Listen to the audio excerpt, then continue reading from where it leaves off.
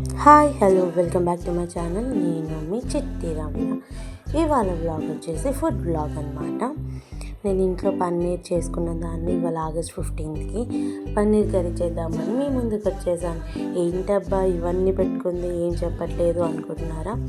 ఏంటో అండి, ఇవాళ రేపు ఏ పెళ్ళిలో చూడు ముక్కలేంది ముక్క దిగట్లేదు.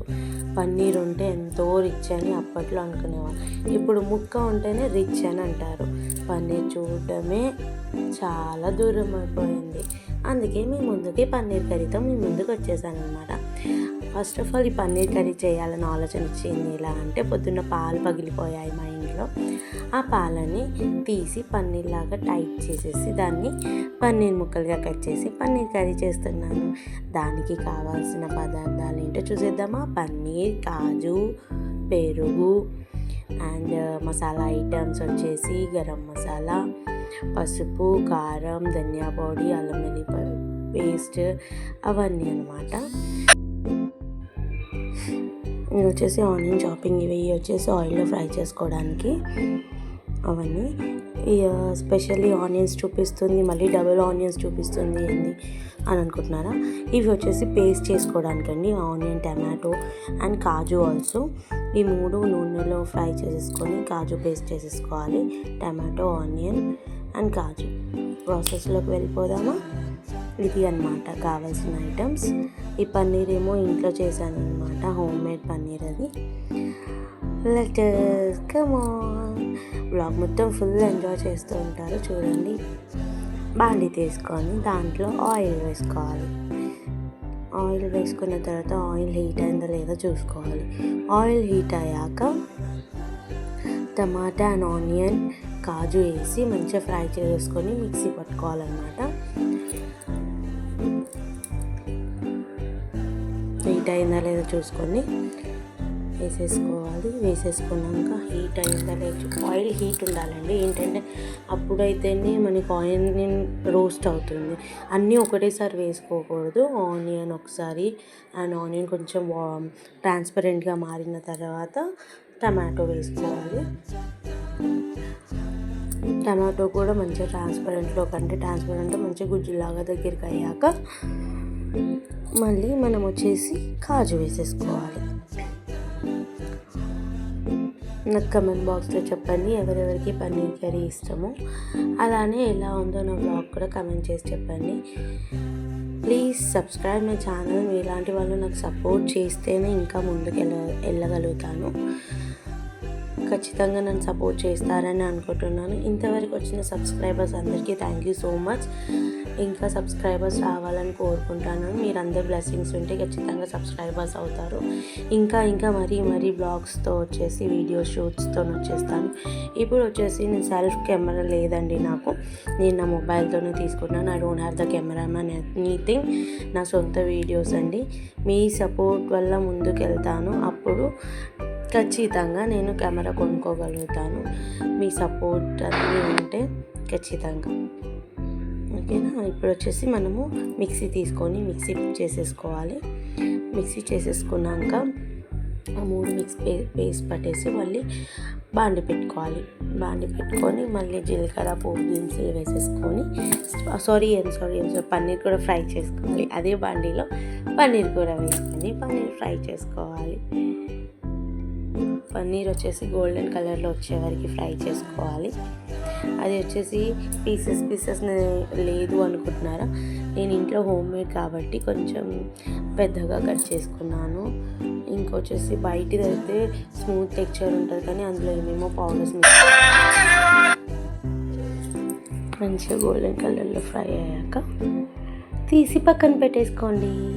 అలా పెట్టుకున్నాక నేను మిక్సీ చేసుకున్నాను అనమాట. ఆనియన్ అది పేస్ట్ చూపిస్తున్నాను. ఇలా మిక్సీ చేసుకున్నాను. ఇలా అవ్వాలి. ఇలా గ్రైండ్ చేసుకున్నాక ఇంకొకటి అండోయ్, అదే బాండీలో ఫ్రై చేసుకుంది, అదే బాండీలో చేసుకొని అదే బాండీలో కూర వండుతుంది అని అనుకోకండి. ఏంటంటే ఆ కడాయిలో మనకు వచ్చేసి మనం ఫ్రై చేసుకున్నా కూడా అరోమా అనేది ఉంటుంది. కాబట్టి నేను అదే కడాయిలో ఆనియన్స్, జీలకర్ర, పచ్చిమిర్చి, కరివేపాకు వేసుకొని రోస్ట్ చేసుకుంటున్నాను.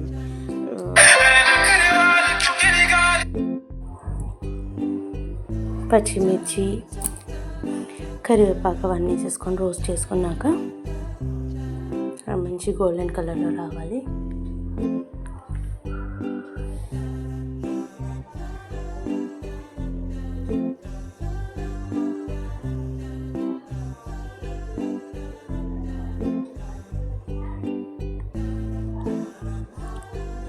ఆ తర్వాత మనం చేసుకున్న పేస్ట్ అందులో వేసేసుకోవాలి.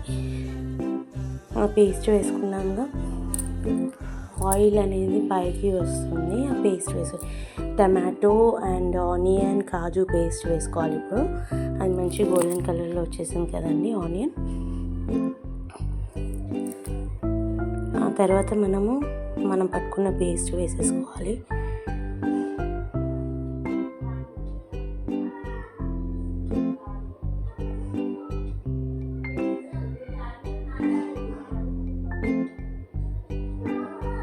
ఈ పేస్ట్ వేసేసాక మనకి వచ్చేసి అరోమా వస్తుంది వేయగానే. అది వచ్చేసి ఆయిల్ మంచిగా పైకి తేలాక మనం వచ్చేసి మన మసాలా ఐటమ్స్ ఏమేమి ఉన్నాయో చూపించాను కదండి, అవన్నీ వేసేసుకోవాలి. ఫస్ట్ అయితే అల్లం వెల్లుల్లి పేస్ట్ వేసుకోవాలి. ఎందుకు అంటే మసాలా ఐటమ్స్ తోటి అల్లం వెల్లుల్లి పేస్ట్ వేస్తే ఏంటంటే అది ఏంటంటే మిక్స్ అవ్వదు, మొత్తం ఈక్వల్గా మిక్స్ అవ్వదు. అదంటే పౌడర్ ఉంది, ఇది వచ్చేసి పేస్ట్ కదండి, అందుకే మిక్స్ అవ్వదండి. ఫస్ట్ అల్లం వెల్లుల్లి పేస్ట్ వేసుకున్నాను. అల్లం వెల్లుల్లి పేస్ట్ వేసుకొని బాగా కలిపేశాక దాని తర్వాత వచ్చేసి కొంచెం మంచి అరోమా వచ్చినాక బయటికి మళ్ళీ మసాలా ఐటమ్స్ వేసేసుకోవాలి. కారం, పసుపు, ధనియా పౌడర్, జీలకర్ర పొడి అండ్ పసుపు అండ్ గరం మసాలా అవన్నీ వేసేసుకొని మళ్ళీ ఒకసారి మిక్స్ చేసేసుకోవాలి. మంచిగా మిక్స్ చేశాక మనం కారం వేసినాక పసుపు వేసినాక దాని కలరే డిఫరెంట్ ఉంటుందండి, మీకు కనిపిస్తూనే ఉంది. ఖచ్చితంగా కమెంట్ చేయండి పన్నీర్ కర్రీ ఇలానే వండుతారా లేదా అని. ఇది వచ్చేసి నేను ఎక్కడో యూట్యూబ్లో చూసి ఎక్కడో చూస్తానండి, నా ఓన్గా ట్రై చేశాను పన్నీర్ ఇలా వండుకుంటే ఎలా ఉంటుంది అని. అప్పుడు నాకు పాలు పగిలిపోయాయి, ఏం వండాలో అర్థం అవ్వట్లేదు. ఇవాళ వచ్చేసి August 15th, సడన్గా పన్నీర్ కర్రీ చేసుకోవాలనిపించింది. ఆప్షన్ చూసారా ఆరోమా ఎంత బాగా. దాని తర్వాత కస్తూరి మేతి వేసుకోవాలి. మెయిన్ ఇంగ్రీడియంట్స్ వచ్చేసి కస్తూరి మేతి అండి. పన్నీర్ కర్రీ అంటే కస్తూరి మేతి ఎంత బాగా ఉంటుందంటే అంత అరోమా అంటుంది, తనకు వస్తుంది కానీ మాకు రావట్లేదే అని అనుకుంటారు. నేను చేసినట్టు మీరు ఇంట్లో ట్రై చేయండి, ఖచ్చితంగా వస్తుంది. అది వచ్చేసి ఆయిల్ బయటకు వచ్చాక కస్తూరి మేతి వేసాక ఒక లిటిల్ బిట్ మనకి కావాల్సిన క్వాంటిటీలో 1/2 గ్లాస్ ఆఫ్ వాటర్ తీసుకోవాలి. లిక్విడ్ వచ్చేసి వాటర్ ఉండదండి, కొంచెం థిక్నెస్సే ఉండాలి. మీకు కనిపిస్తుంది కదా పైన లేయర్ కనిపిస్తుంది కదా, దాని తర్వాత ఆ థిక్నెస్ దగ్గర పడ్డాక కర్డ్ వేసుకోవాలి. చాలామంది మసాలాలోనే కర్డ్ వేసేస్తారు, అలా వేయొద్దు. మనం వాటర్ కంటెంట్స్ తీసుకున్నాకనే మనం పెరుగు వేసుకోవాలి. అప్పుడు ఏమవుతుందంటే పాలు అనేటివి బబుల్స్ లెక్క విరిగిపోవు. మనం మసాలా ఐటమ్స్లోనే వేస్తే ఆయిల్ వల్ల పెరుగు అనేది విరిగిపోతుంది. ఓకేనా, వాటర్ కంటైనర్ తీసుకున్నాకనే పెరుగు వేసుకోవాలి. ఆ థిక్నెస్ దగ్గరికి వచ్చాక పన్నీర్ వేసుకొని మంచిగా, ఎందుకంటే మనం ఆల్రెడీ ఆయిల్లో పన్నీర్ వేసుకున్నాం కదండి, అందుకే వాటర్ పోయగానే పన్నీర్ వేసుకోలేదు నేను.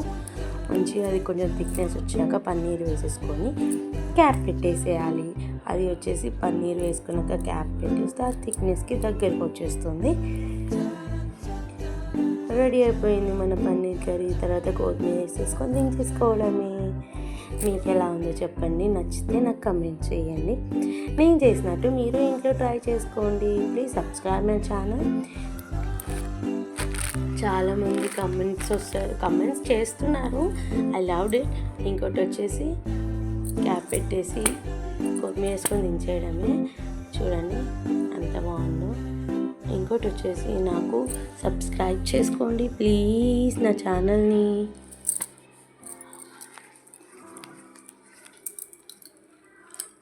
నేను చేసిన పన్నీర్ కర్రీ ఎలా ఉందో ఖచ్చితంగా కామెంట్ బాక్స్లో కామెంట్ చేయండి. మీరు కామెంట్ చేసి నన్ను సబ్స్క్రైబ్ చేసుకొని లైక్స్ ఇస్తేనే కదండి ఇంకా ముందుకు మంచి వ్లాగ్స్ పెట్టగలుగుతాను. మీరు లైక్ చేయండి, సబ్స్క్రైబ్ చేయండి. వ్లాగ్స్ ఎలా చేయాలి చెప్పండి. కొంచెం రిచ్ పర్సన్స్నే సబ్స్క్రైబ్ చేసుకోవడం కాదు, మాలాంటి మిడిల్ క్లాస్ వాళ్ళని కూడా సబ్స్క్రైబ్ చేసుకోండి.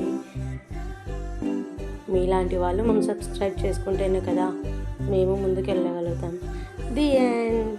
అయిపోయింది పన్నీర్ కర్రీ. బౌల్లో వేసేసుకున్నాను. Like, subscribe my channel.